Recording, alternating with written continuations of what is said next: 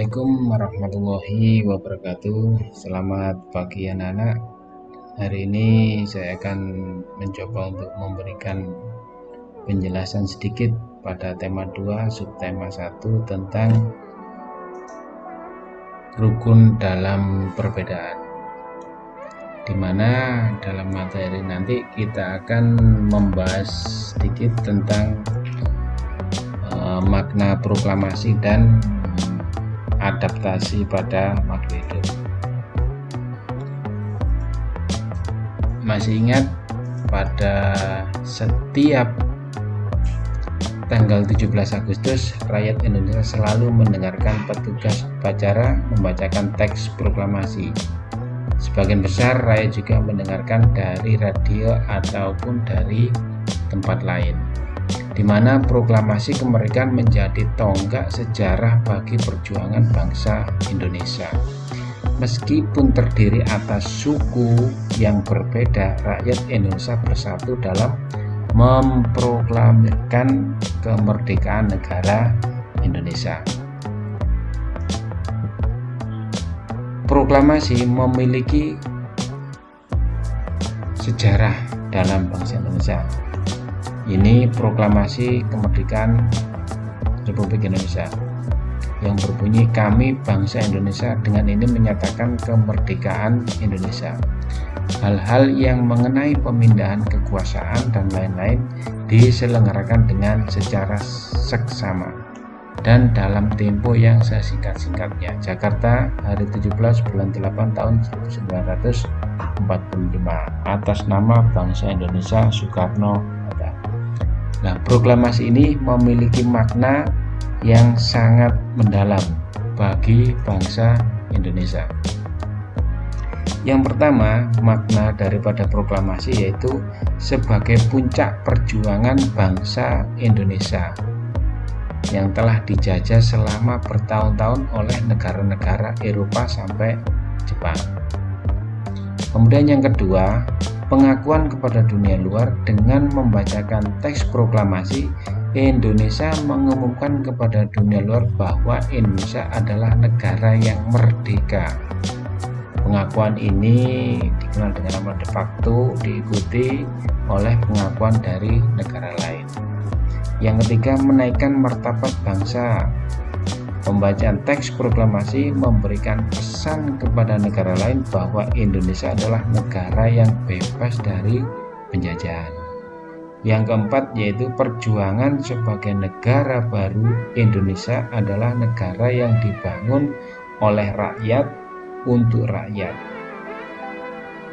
Yang kelima adalah tonggak sejarah negara Indonesia. Pembacaan teks proklamasi merupakan awal dari masa kemerdekaan Indonesia yang terbebas dari belenggu penjajah. Ini makna daripada proklamasi. Selanjutnya yaitu kita akan membahas tentang adaptasi, di mana adaptasi pengertiannya yaitu penyesuaian diri pada makhluk hidup. Itu adaptasi. Contoh tumbuhan dan hewan, misalkan ada burung elang, kemudian ada bangau, ada bunglon, dan sebagainya. Ini contoh tumbuhan dan hewan yang melaksanakan adaptasi. Adaptasi itu dibedakan menjadi 3 macam. Yang pertama, adaptasi morfologi. Yang kedua, adaptasi fisiologi. Yang ketiga, adaptasi tingkah laku, di mana setiap adaptasi ini akan memiliki pengertian tersendiri. Kita bahas yang pertama tentang adaptasi morfologi.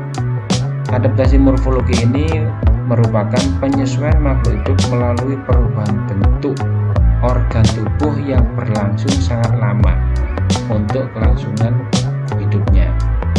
Adaptasi ini sangat mudah dikenali dan mudah diamati karena tampak dari luar. Misalkan dari jenis paruh, kaki burung dengan beragam tipe mulut, serangga,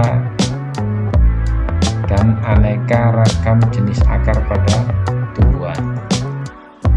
Misalkan kalau pada hewan, burung elang, burung pipit, dan burung bangau serta bebek memiliki paruh yang berbeda, memiliki tujuan yaitu untuk mencari mangsa.